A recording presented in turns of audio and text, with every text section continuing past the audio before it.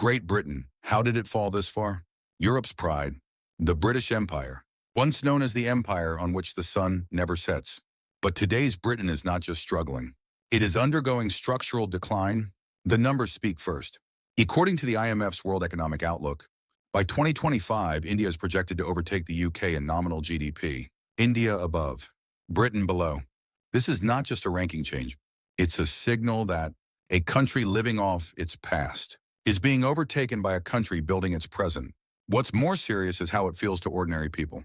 Britain's problem isn't a temporary downturn. It's that daily life is breaking down, systems are creaking, and the future feels thinner and smaller. Why is sewage overflow making headlines in London? Why are food banks becoming normal instead of emergency measures? Why has saving on heating in winter become reality, not a joke? Today, we're not looking for a single explosion. We're tracing how Britain slowly decayed from the inside. Chapter 1. Britain's illusion: we're still a great power. Britain led the world with the Industrial Revolution. The problem came after. There is a trap for first movers. The belief that being first means staying ahead forever. Britain failed to continuously strengthen manufacturing competitiveness, productivity, and technological momentum. Instead, it clung to finance and real estate. A financialized economy looks glamorous on the surface.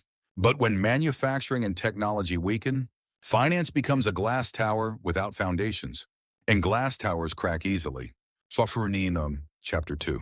Growth stopped, prices didn't. The frustration of British citizens is simple. We work hard, but life doesn't get better. During 2022, inflation surged into double digits. The cost of living crisis became unavoidable. In theory, wages should rise with prices. In practice, many Britons felt they didn't. That's dangerous. Inflation shocks can fade. But Britain entered the crisis with weak productivity and fragile industrial foundations. Chapter 3. The core problem: productivity collapse. Productivity is economic stamina. If productivity survives, recovery is possible. If it dies, a nation becomes a tired rich man. Britain believed finance could replace industry. It can't. Finance creates wealth quickly, but it doesn't lift the majority. So Britain ended up with a familiar picture. London shines. The regions decay. GDP exists on paper. Living standards don't. This is the result of accumulated policy failure. Britain is now consuming the savings of its past success. Chapter 4. Austerity and fear. Austerity itself isn't irrational, but the scale and method mattered. When public systems are cut to the bone, people stop feeling protected. Healthcare delays, welfare cuts, collapsing services. These create fear, not inconvenience.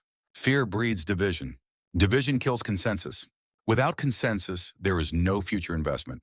That's the trap Britain fell into. Chapter 5. Brexit pouring liquor on a weak body. Brexit didn't create Britain's weakness. It exposed it.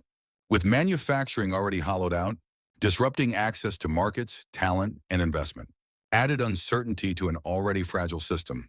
It accelerated the sense that Britain has no clear future. Chapter 6. The real crisis: no next industry. The critical question is simple. What will Britain live on next? Finance is volatile. Real estate worsens inequality. Manufacturing is weakened. The only answer is new industries. But Britain lacks political and social consensus to build them. Everyone argues. No long-term plan survives. That's why Britain's decline isn't sudden. It's a continuous loss of opportunity. Conclusion. Britain's fall is not an accident. It is the overlap of weak manufacturing, stagnant productivity, rising living costs, austerity-driven distrust, Brexit-induced uncertainty, failure to build future industries. This is not just Britain's story. It's the fate of any nation, trying to survive on past glory. So the question remains, can Britain become a future-making nation again? Or will it remain great only in history books?